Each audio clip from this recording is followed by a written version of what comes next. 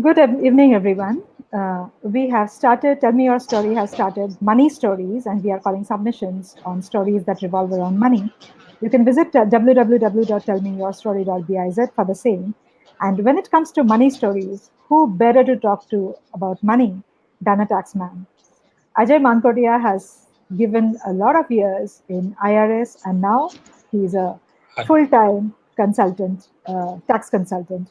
Ajay, thank you so much for agreeing to come on board for this It's discussion, a pleasure to and come and talk to you. thank you so much and welcome. Ajay, so first thing, I had been reading your book, which is always a pleasure. I have read the portions, I have read the full book, and then I also, when I feel like laughing a little bit, I do read portions, some of the portions that are bookmarked a little more. So, the first question that I wanted to, of course, ask you is when did you want to become a proper IRS or IRS proper? Uh, thing is that my father was in the Air Force. Mhm. My brother uh, also joined the Navy later. Mhm. Uh, my uncle was in the Army. So there was Mhm.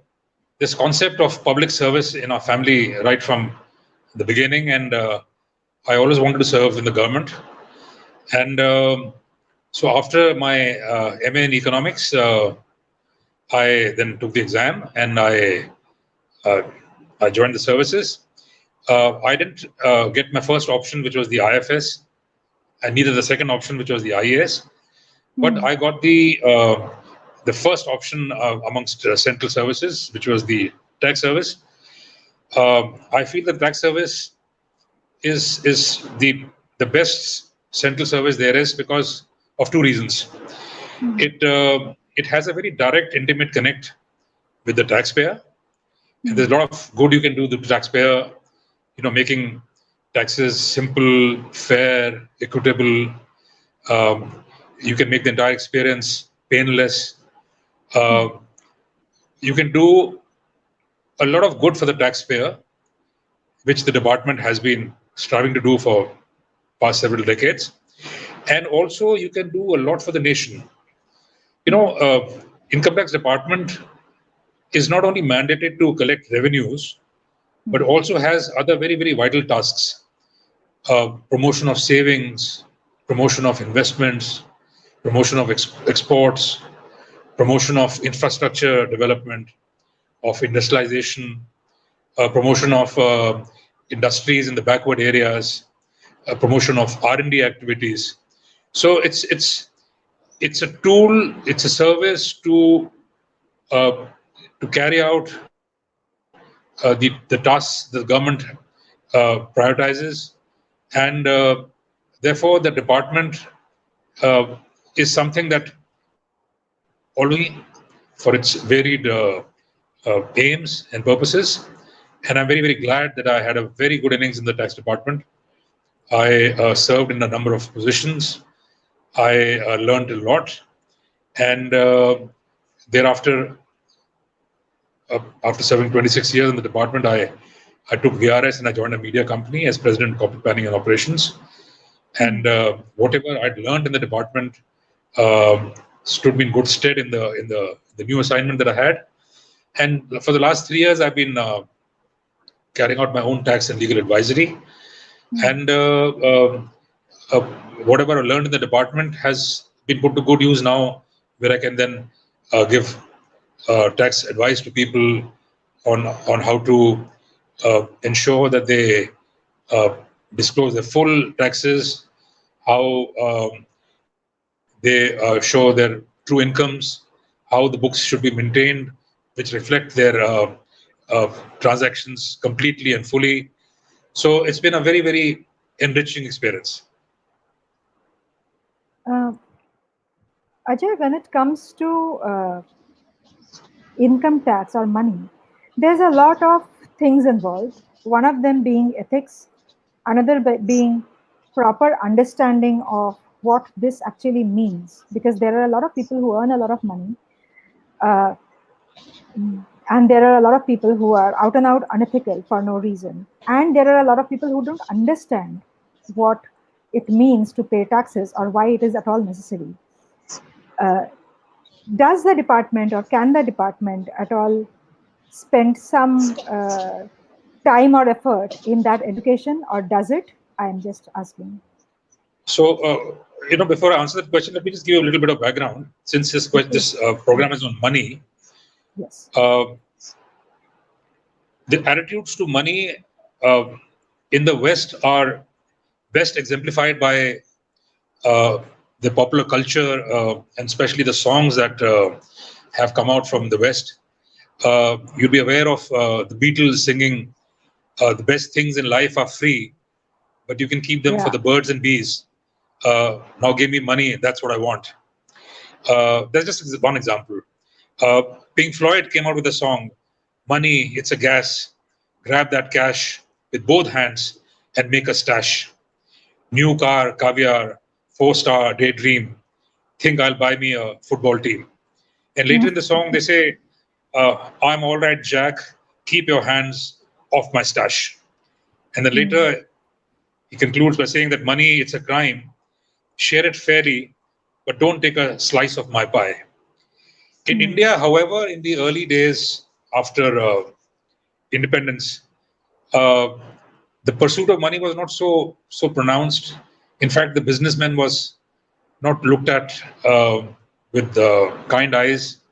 He was a shadowy figure, indulging in black marketing, evasion of taxes, hoarding, and therefore you had songs, which reflected this culture of not pursuing money.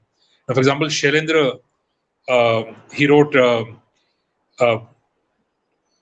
"माना अपनी जेब से फकीर हैं हम, फिर भी यारों दिल के अमीर हैं हम, जीना इसी का नाम है." He then later wrote, "खुदा के पास जाना है, ना हाथी है ना घोड़ा है, वहां पैदल जाना है." But later in the 70s, when things started changing, you had songs like "Na biwi na bachcha, na बाप baap बड़ा bada ना na मैं. maiya." The whole thing is that ke sabse bada rupaiya. And then you have the song "Than Than ke suno jhankar, ye duniya hai kala bazaar, ye paisa bolta hai, ye paisa bolta hai." So there's been an attitudinal shift in our society also. There's nothing wrong with that. Pursuit of money is not wrong, as long the money is earned legally and all the taxes thereon are declared. There's no value judgment here.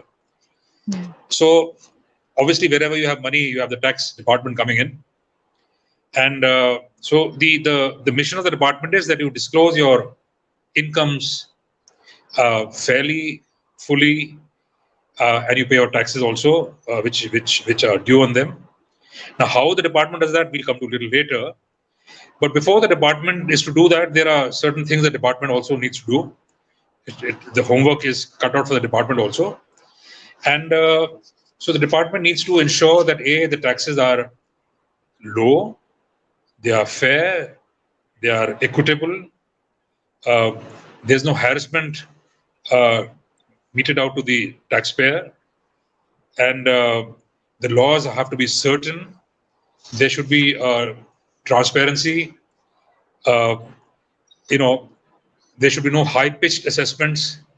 There should be no coercive measures to recover demands which are not due. And you have to then move to a service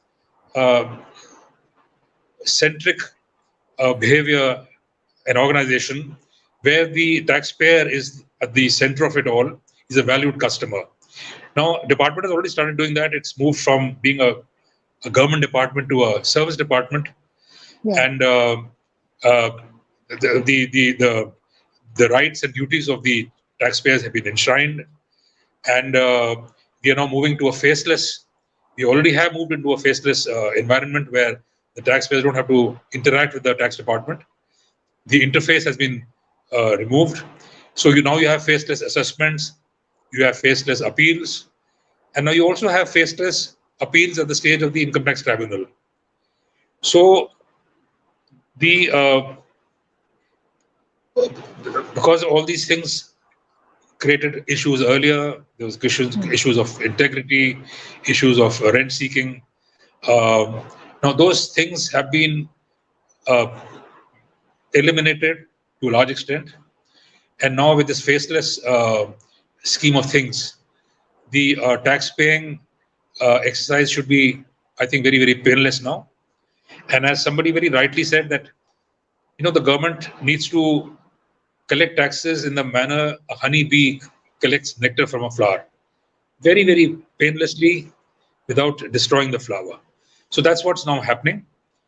And I think in the coming days, coming weeks, coming months, coming years, the fear and the trepidation that the taxpayers had of the tax department will soon be a thing of the past, and they will, feel that there was nothing to it earlier. They were unnecessarily getting scared and perturbed. Ajay, that's an amazing metaphor that you have just said, that the honeybee sucks nectar without destroying the flower. I mean, it is definitely very unexpected from a taxman who has served the IRS. Now, coming again to your book, which is 7 for you, 3 for me, this name itself raises a question. The name is very self-explanatory. And at the same time, the question that comes to my mind is that there are slabs, tax slabs, and there are percentages defined. How are those percentages defined? That this much for this service, that much for that. Yes. So first, let's talk about the tax slabs which are existing earlier. I mentioned that Sure. there are certain truisms which also need to be mentioned before I proceed further. By and large, our tax-paying public is honest.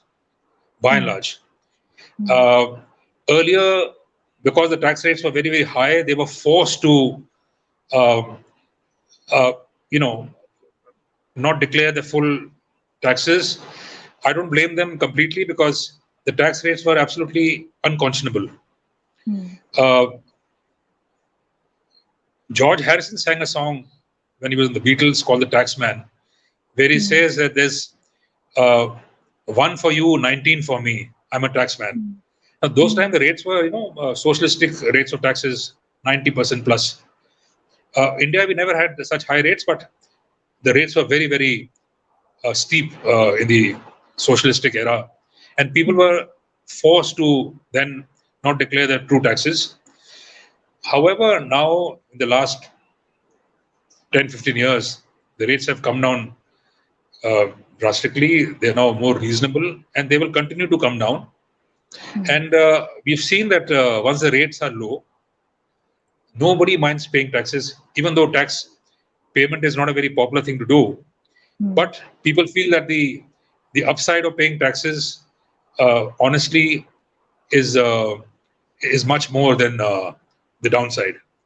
So people are, by and large, honestly paying the taxes. Yet you have a certain percentage of people who still feel that evasion is the way forward. And the tax department, when it rates people, is concentrating on this strata only, which is doing evasion, in spite of the fact that the rates have come down drastically. These people feel that the upside of evasion is much more than the downside. They feel that, voluntary disclosure schemes, which I don't personally agree with, may again be announced a few years later. That time they will then come and avail it and declare whatever they've hidden. They also feel emboldened by the fact that prosecution, unfortunately, in the department has led to very, very small percentage of convictions, mainly because systemic issues. We don't have proper officers posted to the prosecution department. We don't have proper prosecution counsels. The courts are not given complete information, complete documentation in time. So these things drag on for a long, long time. So they feel that ultimately they will, weather it out. Ultimately, nothing's going to happen to them. But that's also changing now. Courts have now started actually, and you will be shocked to know, till a few years back, till 2-3 years back, not a single Indian went to jail for tax evasion. But that's changing now. Last 2 years, there have been cases where the courts have stepped in. They've been very, very harsh, um, rightly so, on the evasions being done systematically by the tax evaders. And now, with the courts now being very, very quick on their judgments and sending people to jail, there'll be a message, to all these tax evaders that, please, the rates are now very reasonable. Uh, Declare your taxes and your incomes properly, pay, and then concentrate on a business. Forget all this. So, having said that, the title of the book is derived from George Harrison's song. The taxpayer says to the taxman says to the taxpayer, "There's 3 for me, and there's 7 for you," which means that the rates of taxes at the highest slab is 30%. And I hope that my title of the book changes over the years. It comes down to there's 2 for me, 8 for you, and perhaps eventually there's 1 for me, 9 for you. Who knows? Now, the income taxes have different slabs because the person who's earning a higher income can afford to pay a higher rate of tax. So therefore, the middle class is taxed at a particular level. The people below middle class are taxed at the lowest level. The people who are rich and super rich are taxed at a higher level.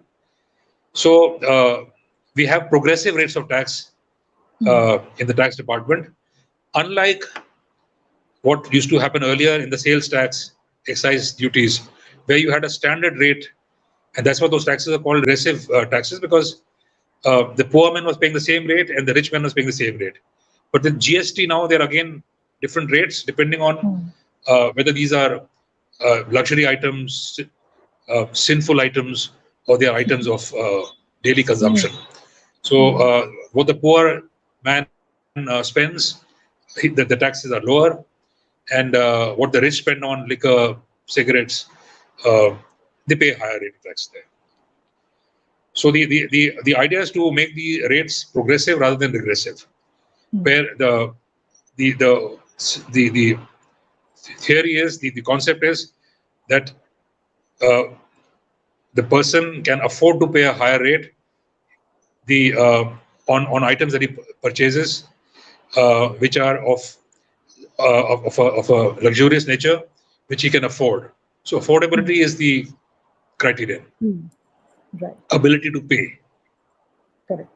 So, from whatever little that I have known or I have heard, I understand that tax evasion actually happens at 2 levels: at the highermost levels, where there's abundance of money, and at the lowermost levels, where there's a complete no money.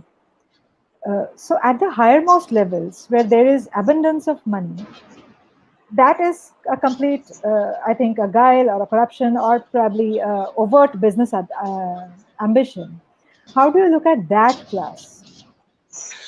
So there's no harm in having of being rich and having lots of money, as long as the money has been earned, like I said, legally, and proper tax has been paid. But there's a large, I like to tell you, the large percentage of people who pay, who are honest, who pay taxes which are due from them. But there's also a class of people who evade taxes. So we have raids, actually called search and seizure operations in the tax laws, to ferret out all the concealed income that these people have accumulated in their houses or offices. Now, of course, raids are the ultimate invasion of privacy, and they're not taken lightly by the tax department. There's a complete homework that the tax department needs to do. You have to have information. The information needs to be checked with the information that you have in the records. You have to yourself personally go out and check out the residents, the factories, the offices, and then you have to also see whether you have any other source of information on that person from other departments, other organizations, which you then cross-check. You And there are a lot of information from the banks, from the registrar's office, from SEBI, from the stock exchanges. So you cross check all that, and once you're convinced that yes, there is evasion here, you then write out what's called a satisfaction note, and then you have it approved by the seniors up the food chain. They also apply their mind, because ultimately whatever satisfaction you have arrived at can be scrutinized by the court, and if the court is not satisfied by the material that you had on the basis of which you have arrived at a conclusion that a raid is necessary, they can strike down the raid. So these things are taken very, very seriously, and you don't raid a person on a whim or on inadequate information. There's information that you get, and then which you investigate, you verify, and then you act upon it. And once you reach their houses and their residences and their factories and their godowns, and then you start the uh, you know investigations there. You start looking at almirahs and suitcases and trunks, and look for secret receptacles in the cupboards, behind the walls, under the floor, in the ceilings, and you in many instances you do find cash there. You find duplicates, books there. You find a lot of documentation which shows that the person has not uh, declared his incomes properly. Uh, you have uh, evidences that he has paid cash, or that he has not. He's inflated his purchases, or he's inflated his expenses. So after that, you then carry out an assessment of whatever concealment has been found, and then the rates there are then not your normal rates; they're higher rates, they're higher penalties, and then you hope that this serves as a deterrence to other such evaders. So that's how you then ferret out monies and other concealments when you carry out a raid. True. And of course, we have had a lot of instances where uh, monies are found in gunny bags, or in canisters, or in secret compartments, or uh, unfortunately, also there's another fact of life which I need to point out, that many times the husband gives pin money to the wife, which she saves from out of expenses, keeps it in between her sari folds, or Oh, in her uh, personal belongings, uh, or maybe in the kitchen, uh, hidden deep inside the atta or the chawal ka dal, dabba. Yeah. and say for very, very good purposes, for a for a rainy day. And the husband's not aware of it, and when the money then comes tumbling out of the cupboard, or from the canisters, or from the uh, her belongings, the husband then gets aware of it, and then it's not a very pretty sight to see the husband scolding her, admonishing her, sometimes even more, because more uh, usually the money that he's given her is from his unaccounted income, Yeah. which he's not aware of. So he has no idea when it comes tumbling out. So and this especially happened during the demonetization. All the monies that she had to bring it out and deposit it in the bank accounts. She had to tell her husband about it, and that's the first time they got to know about it. So it's not a very pleasant scene when these things happen. Absolutely. Um, Sometimes in raids you find people. I mean, it happened in a raid where the father of a particular actress was furiously scratching out entries from a diary that he used to maintain. He locked himself inside a room, and by the time we, you know, threatened to uh, break open the door, he had scratched out all the entries, but he didn't realize that we'll send the diary then to the forensic laboratory and see what's written underneath. So these are the kind of things that happen. Actually, what you said about the homemakers is so touching, because we have seen, I mean, all of us have seen that the woman of the family saving some for I can't hear you. Can you? Can you hear me now?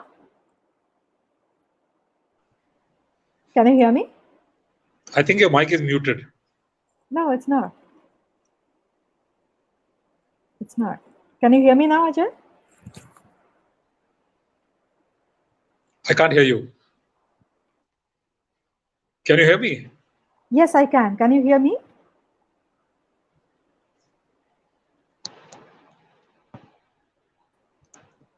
Can you hear me now?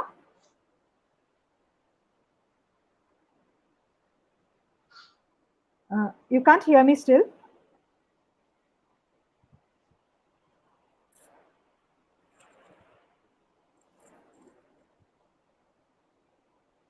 Uh, Ajay, why? Because my everything is on. So why don't you just step out and come back again?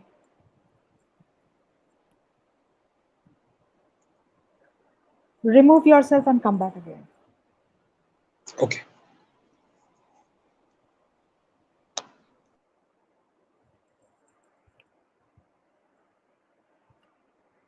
Okay, till the time Ajay comes back, guys, you must have a good reading of this book. There's 7 for you, 3 for me, because this is not just a book where Ajay explains taxes and reforms, but this is also a very pleasant read where there is a lot of comedy, a lot of fun, and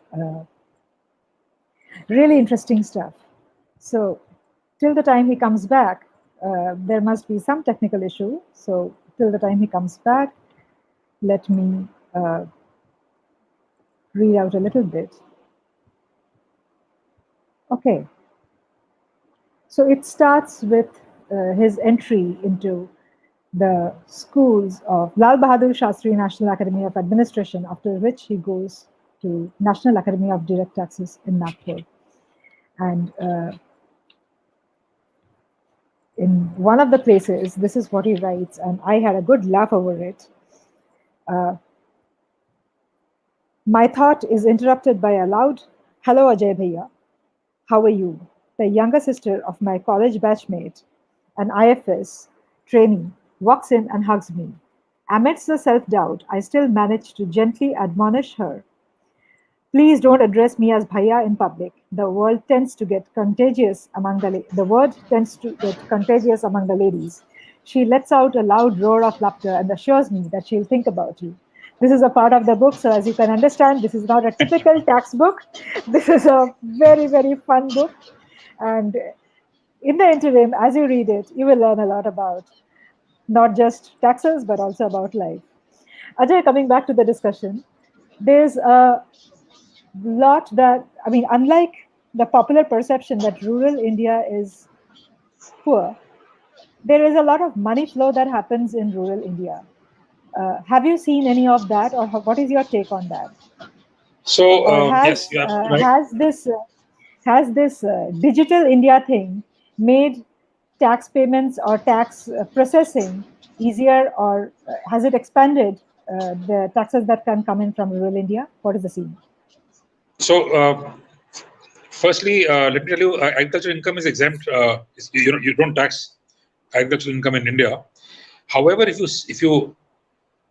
if you sell land which is part of the larger urban uh,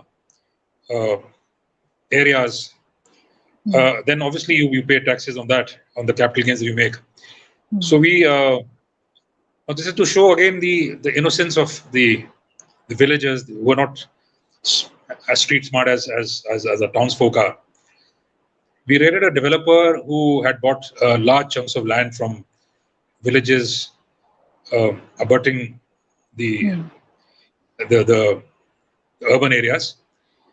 And as happens usually in these transactions, half the money was paid by check and half was paid by cash. And villagers were all told not to deposit the cash in the banks, because then obviously then it will be uh, known to the department. Right. However, what happened is these villagers who got a huge amount of monies from the developers were very scared to keep the money in the house, because of their children, all spoilt when they saw the money. They all wanted money for SUVs and to blow up in discos and drinking and other luxuries of life.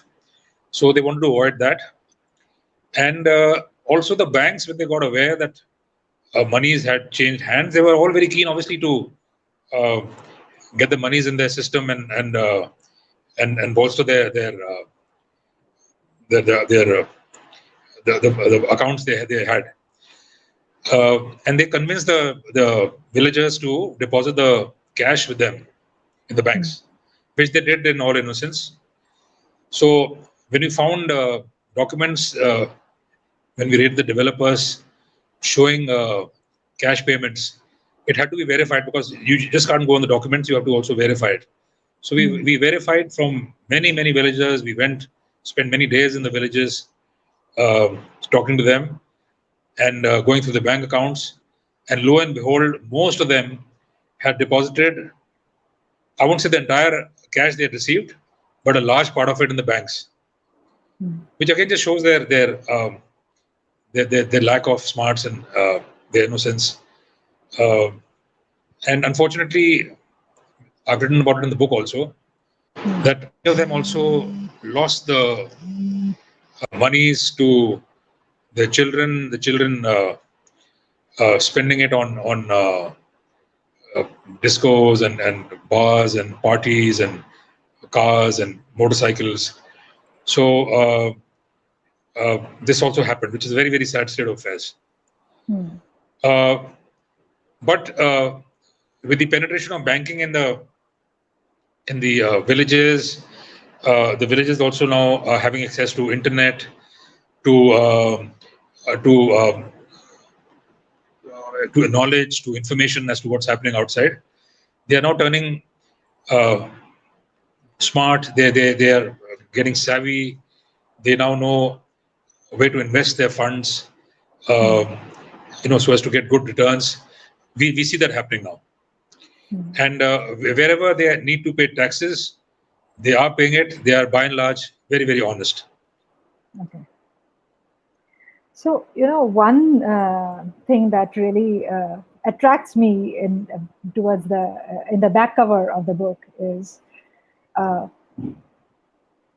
this particular sentence: "In what unique ways is cash hidden?" Ajay, in what unique ways is cash hidden? I think you'll have to read a portion of the book again. I'll again come back. Again, I don't know, there's something wrong with the sound. Sure. I'll go back to that, no problem. So here I am on Ajay's book again because there's an internet issue, and I hope the audience will forgive us because this is not technology. This is not to do with any of us. Please don't punish us. So from here I read. It's fun.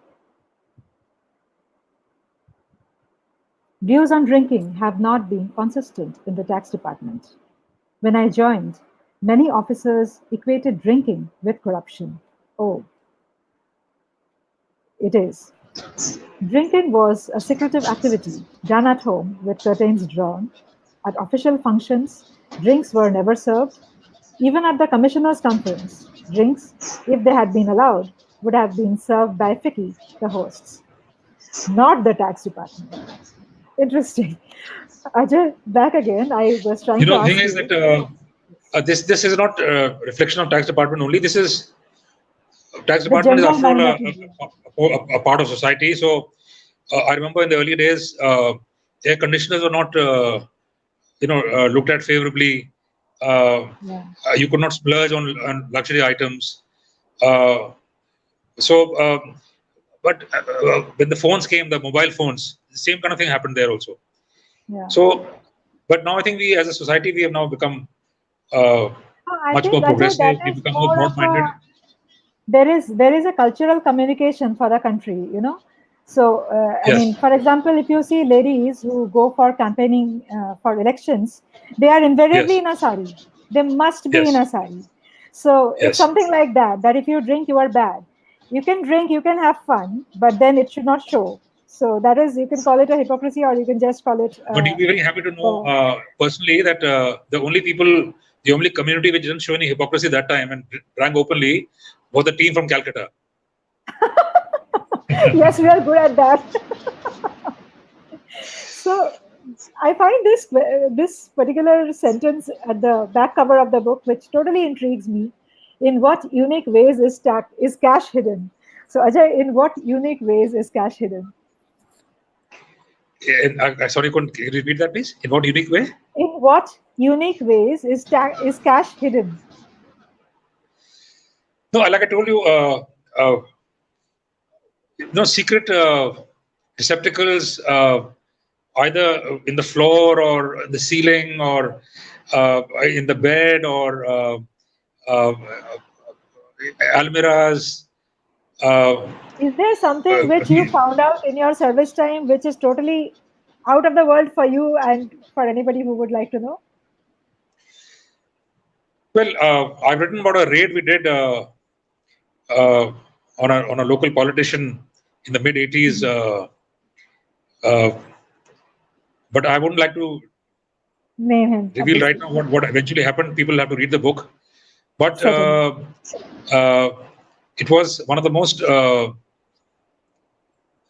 wouldn't use the word interesting, but uh, one of the dangers that one faces when one does these things, which people are not aware of actually. They think the taxman is sitting in his office in air-conditioned comfort and harassing the taxpayer. Uh, that's his objective. But no, when you go out in the field and you enter somebody's house, somebody's go down, you go to the rural countryside, um, and then actually are confronted by these kind of elements. People have lost their lives. People have uh, been very severely injured. People have been traumatized. Uh, so it's not a very simple operation. Raids and when you read the book, you'll find out all about it. Absolutely. The other thing is that tax people are also appointed as election observers during elections, and you'll be happy to know that. Part of their mandate is to make sure that the limits on of payments allowed by the election commission are adhered to. There's no cash being used to uh, allure the voters to or to tempt the voters to vote for a particular party. And so it's not a simple exercise. It's a very, very dangerous exercise because the kind of people that you deal with, the kind of people you come across, the kind of things that you have to go through, even though you have a police escort, it's not a very simple thing. And they've done a remarkable job, the tax people, this year, as election observers. They have found a record amount of cash which was being used in the elections, and they've seized it. To make sure that the elections are honest and above board and fair, and that money power is not misused to Rig it. make the playing field uneven. So that's what they've done this time. So cash is used by all parties uh, in all kinds of elections, and you have to make sure that it's curved. That kind of cash power is curved. Right. So it's very interesting times. Very very. The things have changed drastically over the decades. What used to happen 30, 40 years back has now completely changed. The service has become very professional. People from IIMs, IITs, MDs that joined the tax department were absolutely professional people who know what they're doing. The training has been upgraded substantially. People are sent abroad to learn the best practices, learn the best there is in the tax departments abroad, and we have now moved from typical kind of areas earlier where you used to handle small shops and businesses to now international taxation. You now handling transactions which are cross-border transactions. You're handling foreign companies. You're handling big infrastructure companies.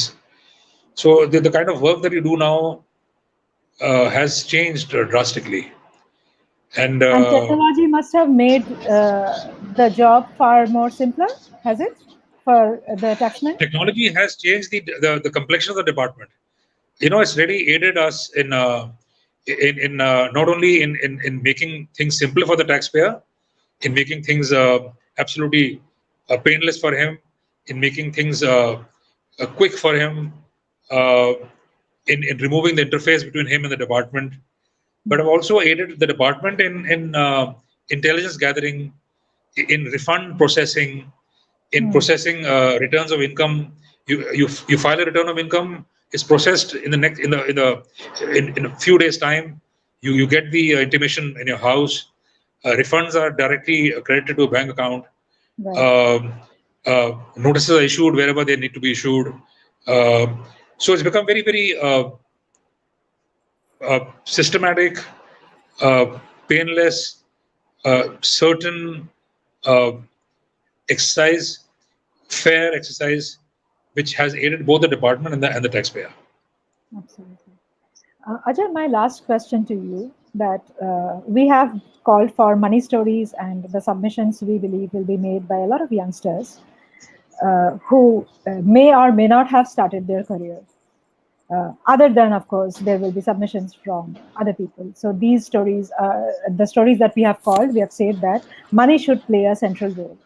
Now, for the ones who are yet to start their career or have just started their career, what would be your advice as a person who has dealt money so deeply? So during my parents were very risk averse. All the monies that they saved were put into fixed deposits or uh, Right. debt instruments. Our generation has been less risk averse, and we be investing monies in the stock market also. But there's also that little prudence that comes in where you do a mix of both equity and debt.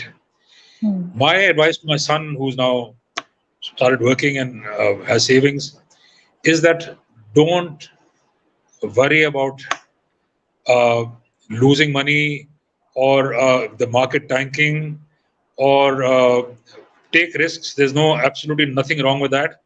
But be in it for a long haul. Don't play overnight or weekly kind of Hmm. stock game. Do your due diligence properly. Read the reports of the analysts.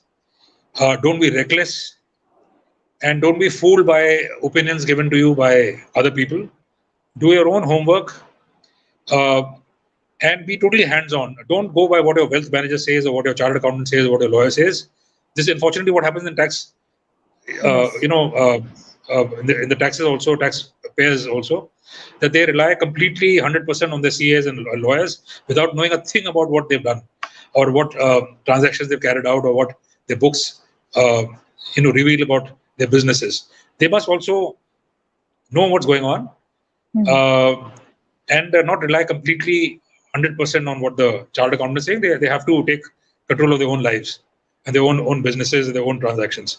Similarly, the youngsters also uh, go out there, invest after due diligence, after doing a proper analysis. Do it for a long period.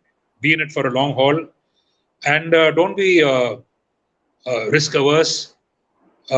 Ultimately, you will see how your money appreciates, and don't be fooled or be driven or be influenced by certain characters who come into the stock market and give you advice, and you follow them blindly, like it happened during our times when Harshad Mehta Yeah. was the flavor of the season when I was in Bombay, and uh, people used to follow him blindly without any kind of due diligence. And when the market, when the scam broke, the market just tanked.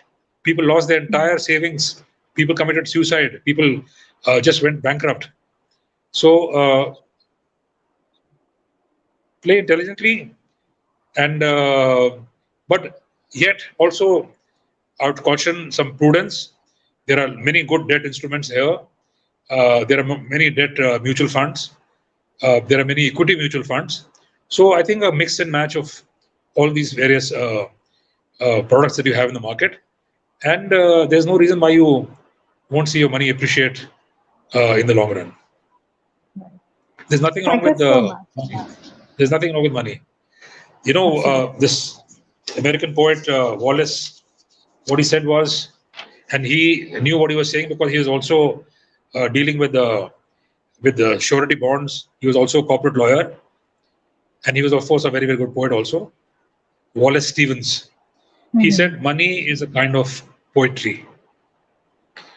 So it is, but you have to use it properly. You have to use it well. You have to Judiciously, yeah. earn it legally, and you have to pay your taxes, which are due on that money, fully, and uh, and then you should have absolutely no issues with the tax department. There's nothing to fear. Nothing to fear, absolutely. If you done your thing properly, you paid your taxes properly, nothing to fear. Absolutely. Ajay, thank you so much for this. I mean, it was a It's really, a really pleasure. insightful conversation. Thank Thank you you so so much. much for your time. Audience, we will come back with another esteemed speaker on money stories soon. But till now, Ajay has given us a lot of inputs on how the tax department operates and how money should be treated or how we should be well aware of money. Thank you so much. Hope it was Thank you. insightful for you. Thank you. Hope you have a lot Pleasure to to be take here. from Pleasure. this. Thank you so much. Thank you so much. Yeah.